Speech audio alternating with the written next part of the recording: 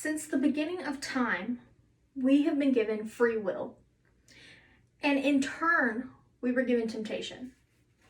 It is because of this temptation that today it is hard for us to decide whether addiction is a choice or a disease.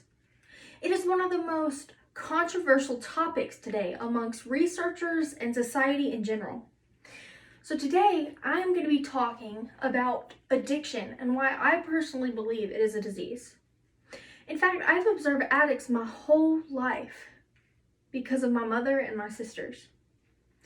And I'm going to speak on this today because I feel like there's a lot of controversy amongst this topic by people who thankfully lack the understanding of addiction because they haven't gone through it themselves.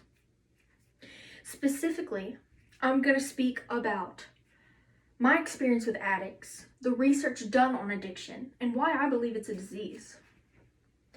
Growing up, my mother had two best friends, Crystal and Jose, and it seemed every day she chose them over her own daughters.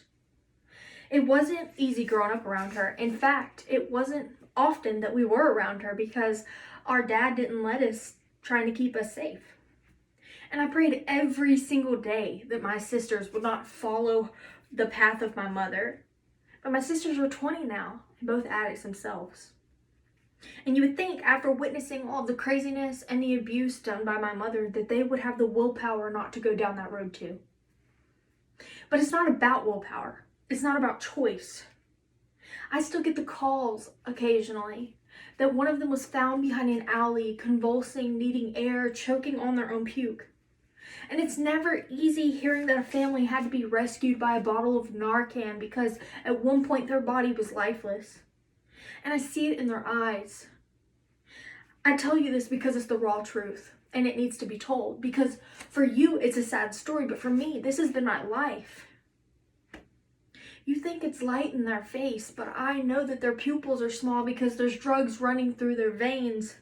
And I tell you one thing, I know deep down that addiction is a disease because when my mother was sober, she wouldn't hit me. And the pain from it, an addict's wounds, it spreads like a disease, like cancer through your family, as if you are a limb extended onto their body, innocently being poisoned too. And that wasn't my choice, but I too am affected. But I don't hate my mom and I don't hate my sisters because they did the same thing that everyone else does. They try to drink for fun. They tried cocaine for fun. The only difference between my family and John Doe is that John didn't have the addiction disease and he walked away easily while my family stood there still craving it. Because not everybody gets so lucky. In fact, 1 in 10 people in the United States is an addict according to helpguide.org. So if addiction is a choice, why do so many people choose that lifestyle? RecoveryAnswers.org says that there is a 40 to 60% likelihood that a person will develop addiction through genetics. Meaning that if an addict with a family history of addiction becomes an addict, then they probably had a predisposition to it. And did you know that the word addiction in Latin means enslaved by?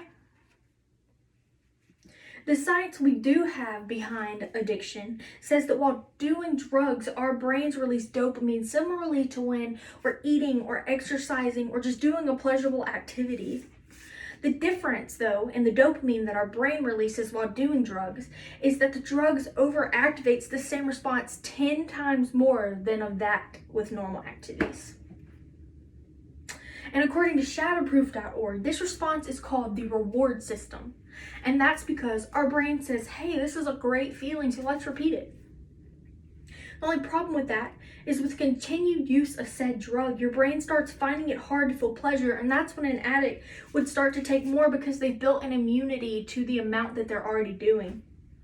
And drugabuse.gov says that drugs change your brain, particularly your amygdala, prefrontal cortex. So if you see someone doing something weird or acting weird in public because they're on drugs, it's because their amygdala is responsible for memory formation, decision making, attention, social behavior, and stress response, according to simplepsychology.com. And because the amygdala is responsible for stress response, when an addict gets into an unpleasant situation, also known as withdrawal, the amygdala starts to send stress neurotransmitters all throughout their body. And that's why someone going through withdrawal looks the way that they do. And that would be why they get more drugs, so they can avoid such an uncomfortable situation. Because it's not just a choice once it begins. And lastly, according to addiction.surgeongeneral.gov, the brain manifests in 3 ways: craving the object, loss of control, and continuing involvement. So on that note, would you consider loss of control a choice? Many wouldn't, because it takes control to make a decision, right? And the conclusion that I've come to because of all of this is that addiction is a disease. I can confidently say it is a disease because of my own experiences and the research done behind it. And there's enough science done on addiction for me to believe that it's not a choice. How can it be if it can be genetic? And next time you see an addict, just hug them and let them know it's going to be okay and that help is out there, because addiction isn't fair for anyone, especially not the addict. But remember, recovery, it's possible. Thank you.